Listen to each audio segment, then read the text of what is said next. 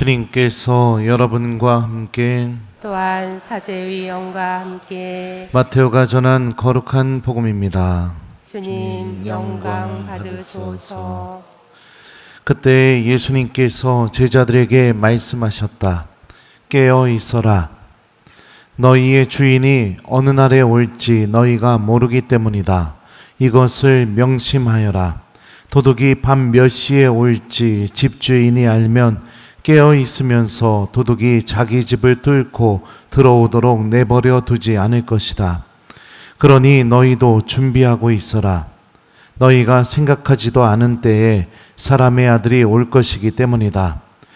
주인이 종에게 자기 집안 식솔들을 맡겨 그들에게 제때의 양식을 내주게 하였으면 어떻게 하는 종이 충실하고 슬기로운 종이겠느냐.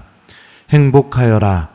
주인이 돌아와서 볼 때 그렇게 일하고 있는 종. 내가 진실로 너희에게 말한다. 주인은 자기의 모든 재산을 그에게 맡길 것이다.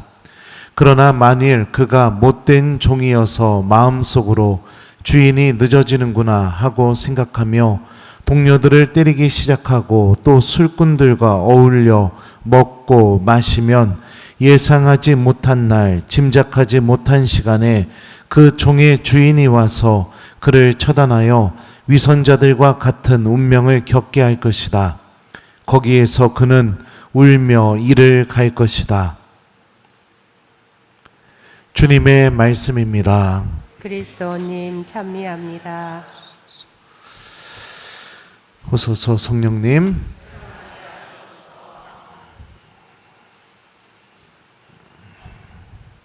그러니 너희도 준비하고 있어라. 너희가 생각하지도 않은 때에 사람의 아들이 올 것이기 때문이다. 안녕하세요.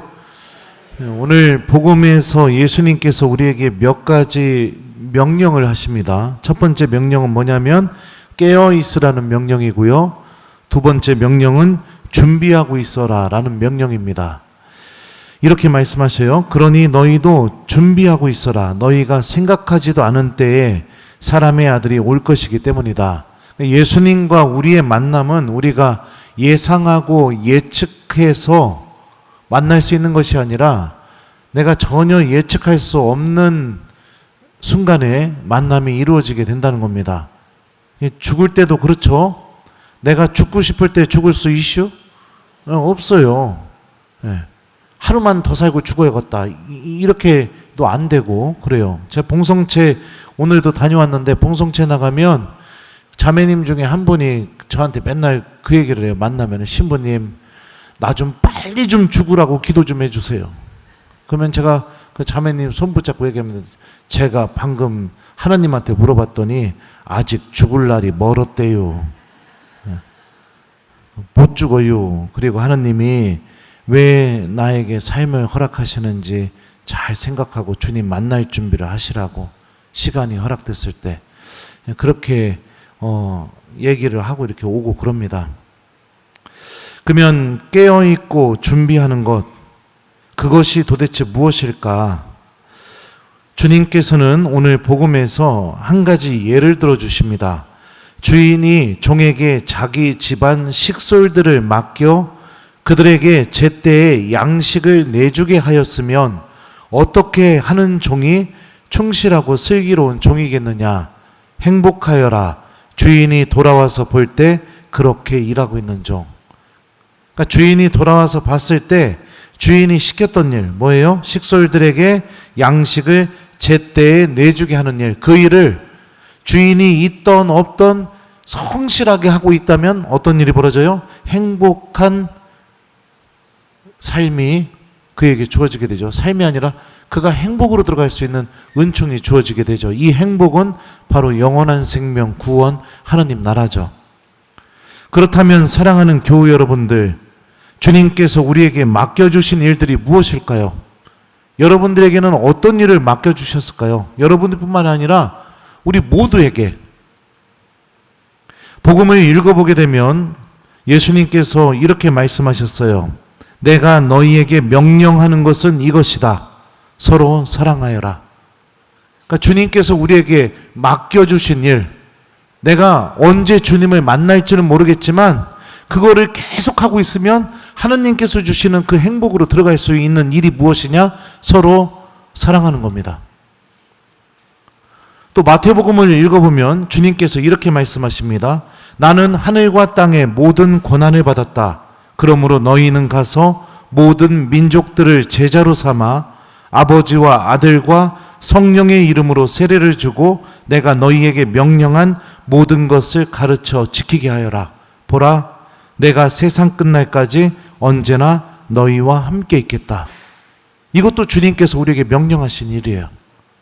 복음을 전하는 일, 신앙을 갖게 만들어주는 일, 주님께서 명령한 것을 나를 만나는 모든 이들이 지킬 수 있게 도와주는 일. 루카복음에 보면 또 주님께서 이렇게 명령하셨습니다. 성경에 기록된 대로 그리스도는 고난을 겪고 사흘 만에 죽은 이들 가운데에서 다시 살아나야 한다. 그리고 예루살렘에서부터 시작하여 죄의 용서를 위한 회개가 그의 이름으로 모든 민족들에게 선포되어야 된다. 너희는 이 일의 증인이다. 또 맡겨주신 일이 뭐죠? 용서받을 수 있다. 하느님이 너를 용서한다. 하느님이 너를 구원하기를 원한다. 이 복음의 진리의 증인이 되는 일. 지금 복음서만 갖고 봤습니다, 우리가. 그럼 생각해봐요. 서로 사랑하고 신앙을 심어주고 용서받을 수 있다고, 하느님이 그래도 구원하기를 원한다고, 이 세 가지.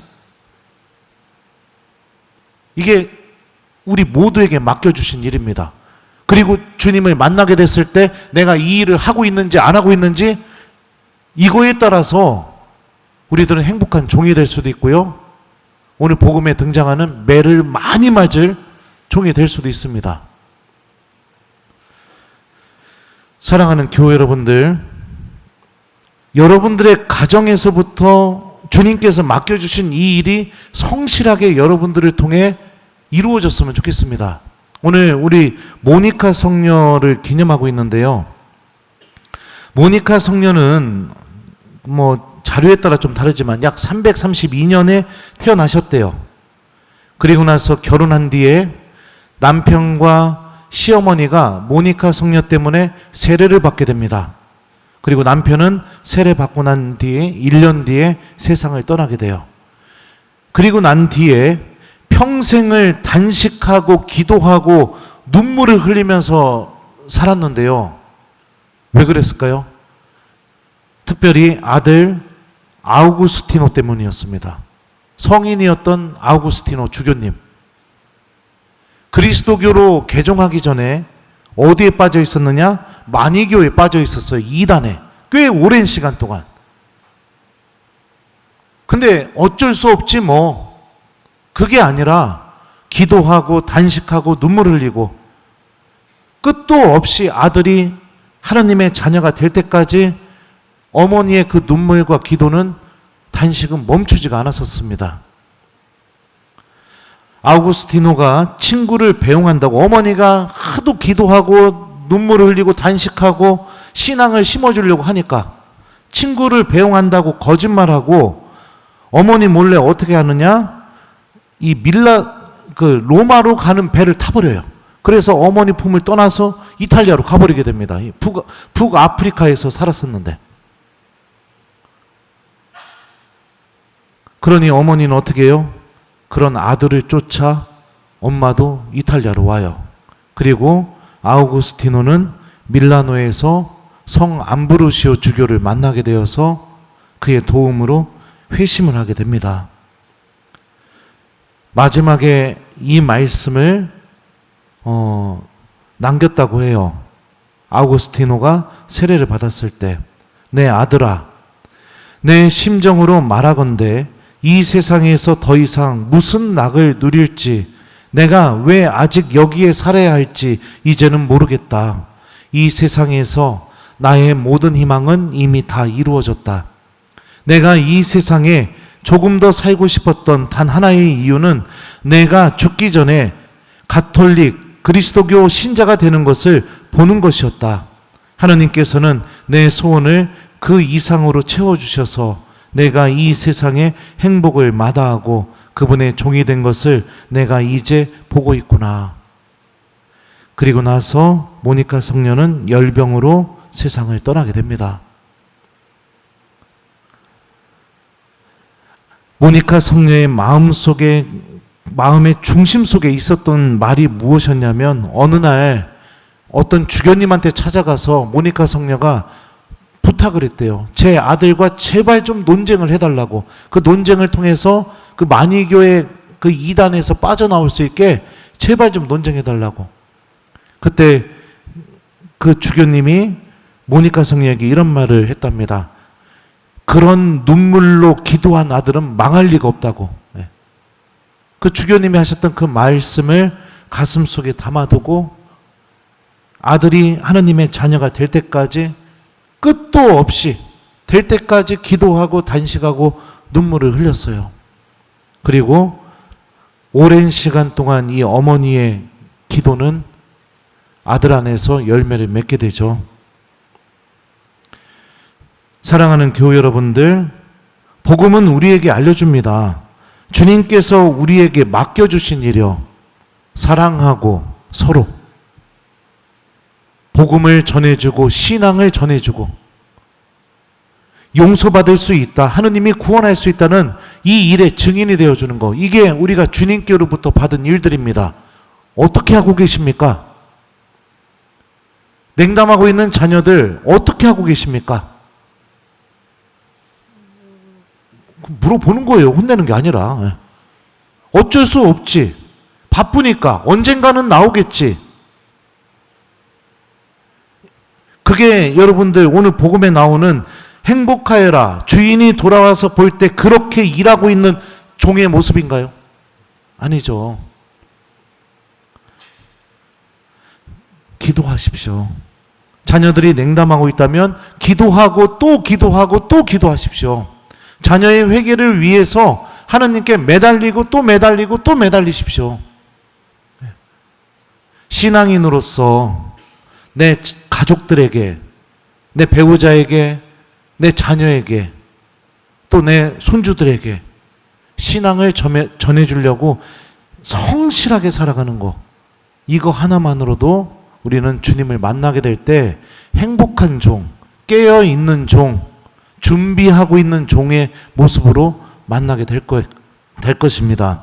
오늘 일독서를 보게 되면 바오로는 자기 자신에 대해서도, 그리고 이 편지를 받는 코린토 신자들에 대해서도 이렇게 말합니다. 하느님의 뜻에 따라 그리스도 예수님의 사도로 부르심을 받은 바오로와 소스테네스 형제가 코린토에 있는 하느님의 교회에 인사합니다. 곧 그리스도 예수님 안에서 거룩하게 되어 다른 신자들이 사는 곳이든 우리가 사는 곳이든 어디서나 우리 주 예수 그리스도의 이름을 받들어 부르는 모든 이들과 함께 성도로 부르심을 받은 여러분에게 인사합니다. 바울은 지금 어떻게 얘기하고 있죠? 나도 주님께 부르심을 받았고, 이 편지를 받는 여러분도 어떤 사람이라고 얘기해요? 부르심을 받은 사람이라고 얘기하고 있습니다.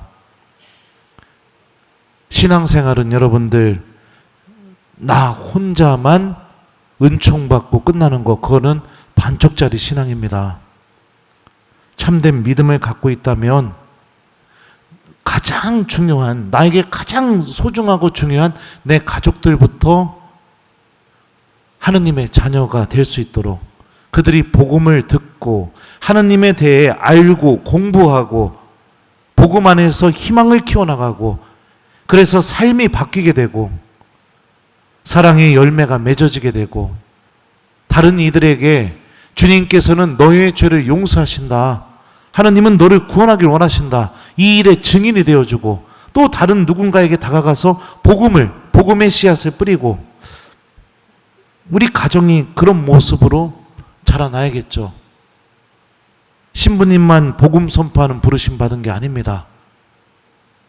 바오로만 복음을 전하는 부르심을 받은 게 아니에요. 편지를 쓴 바오로도 부르심을 받았고, 편지를 받는 코린토 신자들도 부르심을 받은 것처럼 신부님만 복음 선포에 부르심을 받은 게 아니라 미사에 앉아서 주님의 말씀을 듣고 있는 여러분들도 복음 선포에 부르심을 받은 거죠. 자녀들 이야기만 나오면 고개를 숙이고 말도 못하겠고 그냥 모르겠다 막 이런 생각이 들지 모르겠습니다. 부탁합니다. 영원한 생명을 기억하십시오. 복음의 내용을 기억하십시오. 내 자녀가 정말 주님을 양으로 만날지 염소로 만날지, 기름이 준비된 슬기로운 다섯 처녀로 만날지, 기름이 없는 어리석은 처녀로 만날지, 그건 누구보다도 여러분들이 본능적으로 알 거라고 저는 생각이 듭니다.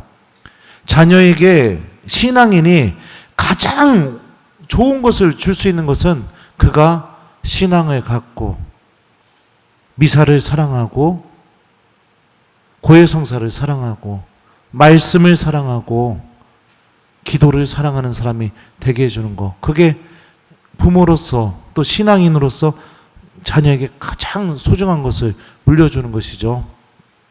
오늘도 봉성체 다녔는데요, 제가 다 알아요. 봉성체 대상자들, 자녀들 미사 나오고 있는지, 손주들 미사 나오고 있는지 다 눈에 보인다고요. 근데 얘기는 하고 싶어요. 손주들 신앙 좀 챙기세요. 아들 신앙 좀 챙기세요.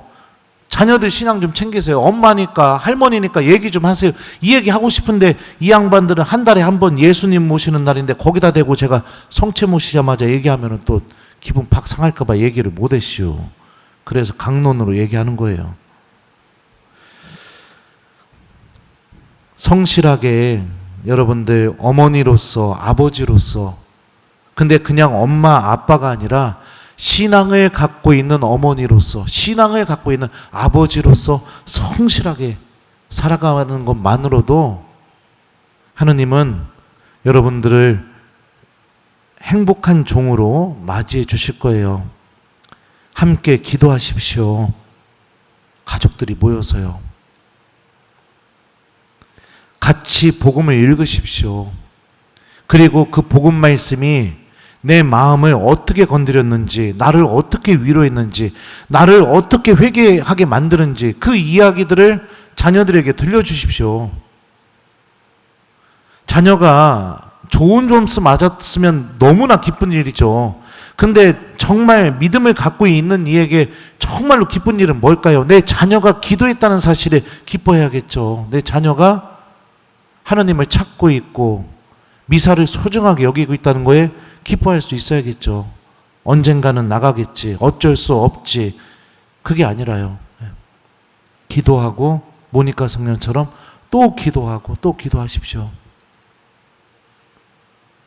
단식하고 눈물 흘리고 기도하는 그 끊이지 않는 엄마의 기도가 아우구스티노가 하느님의 자녀가 되게 되었고, 가톨릭 교의 신학의 초석을 놓는 대학자로 완전히 바뀌게 되는 그 일이 벌어지게 된 것처럼, 엄마의 기도는 하늘을 뚫고 하느님께 다다를 수 있는 힘을 갖고 있습니다. 하느님의 마음을 움직이게 할 수 있는 힘을 갖고 있다고요. 그럼 아빠의 기도는 어떠냐? 아빠의 기도도 갖고 있겠죠, 그런 힘을. 아버지의 기도도 마찬가지입니다. 부모의 기도는 하늘을 뚫고 하느님께 다다라서 하느님의 마음을 움직이게 할 힘을 갖고 있습니다. 그걸 믿으면서 내 자녀들이 신앙을 회복하고 하느님을 사랑하고 이웃을 사랑하고 예수님이 우리의 구원자이심을 깨닫고 회개하고 하느님 나라를 준비하는 삶을 살아갈 수 있게 여러분들 주님께 부르심받은 종으로서 하루하루 성실하게 자녀들을 위해 기도하고 또 기도하셨으면 좋겠습니다. 대학 입시를 위해서도 기도하시는 것도 좋지만 그것과 더불어 더 중요한 기도는 신앙을 갖게 해달라는 기도.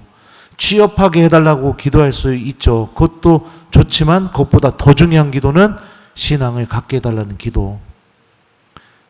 애를 낳게 해달라고 기도할 수 있죠. 손주 보게 해달라고. 그것도 중요한 기도죠. 하지만 그것보다 더 중요한 기도는 신앙을 갖게 해달라는 기도. 우리 모두 주님을 만날 때 준비된 종, 행복한 종, 주님께서 맡기신 일을 성실하게 수행하고 있는 종으로서 주님을 만났으면 좋겠습니다. 오늘 숙제는 여러분들 자녀들이 냉담을 하고 있던 안 하고 있던 자녀들을 위해 기도하는 저녁이 되시길 바랍니다. 숙제로 드립니다. 그러니 너희도 준비하고 있어라. 너희가 생각하지도 않은 때에 사람의 아들이 올 것이기 때문이다. 아멘.